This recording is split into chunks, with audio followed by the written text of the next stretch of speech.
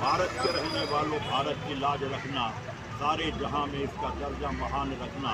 अपने वतन की जानिब दुश्मन अगर बढ़े तो अपनी हथेलियों पर तुम अपनी जान रखना।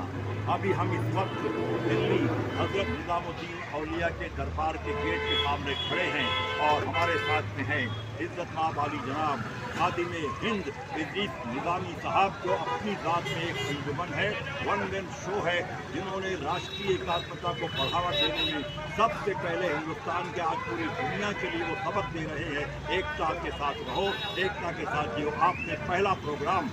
अदाईपुर कायमगंज जिला फरोखाबाद उत्तर प्रदेश से 1963 से जो पहला थाली में सजाकर अवार्ड दिया, वो थे आपके चहीते गुरु कहिए या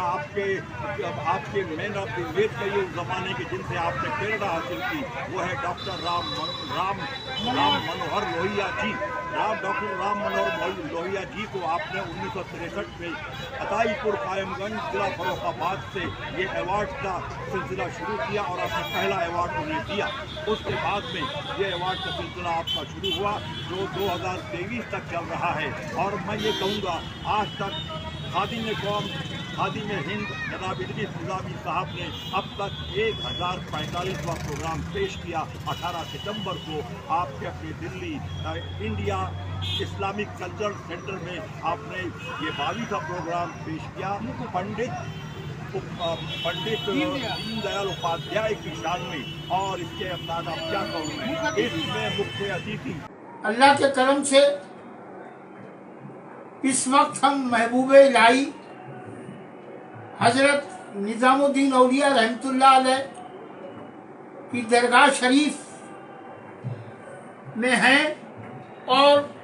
हजरत अमीर खुसरो रहमतुल्लाह अलैह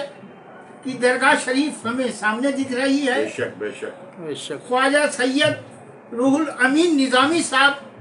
के ऑफिस में हजरत निजामुद्दीन औलिया रहमतुल्लाह अलैह में हम आए हुए हैं हाजिरी के वास्ते। माशाअल्लाह। 18 सितंबर 2023 को इंडिया मेरी जान award India Islamic culture centre में हो रहा है। दुआ के वास्ते हम हजरत निजामुद्दीन औलिया, हजरत अमीर खुसरो, हजरत माँ साहब की दरगाह शरीफ पर सब जगह हम चादर पेश की, फाता दिलाई, आपने दुआएं की हैं अमीन साहब ने जी। आप हमारे तकरीबन 40 साल से रिश्ता है और ये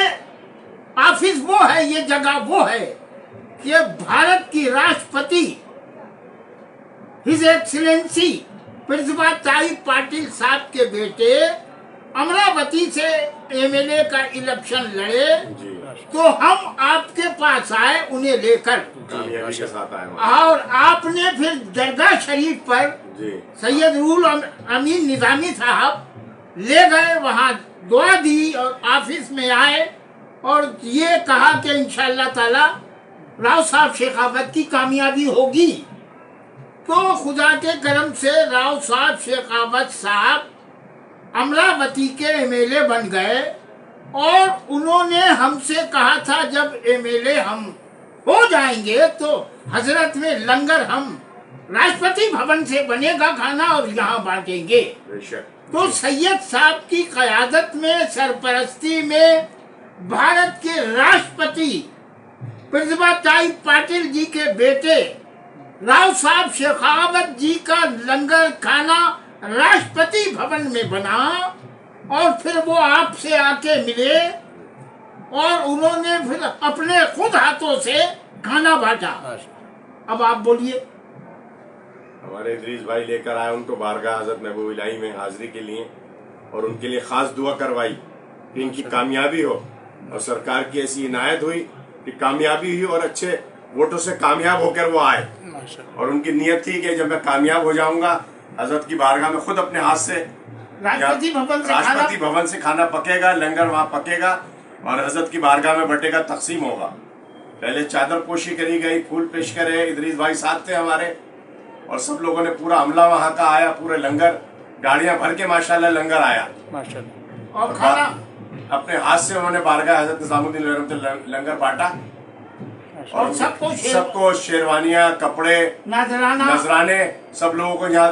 جو نیت تھی ان کی سب لوگوں کو کرا انہوں نے ماشاءاللہ۔ اللہ تعالیٰ ادریس بھائی کو سلامت رکھے، خیریت سے رکھے، ان کی محبت جاری و ساری رہے، اور خواجگان کا فیض جاری رہے، کامیابی رہے ان کو سب کے بچوں کی صحت و سلامتی رہے، برکتیں عطا فرمائی،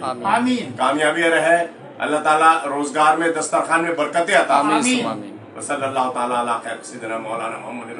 وسلم۔ ربنا آتینا فی الدنیا حسنۃ وفی الآخرۃ عذاب النار وادخلنا جنۃ مع الابرار۔ یا عزیز یا غفار لا الہ الا انت۔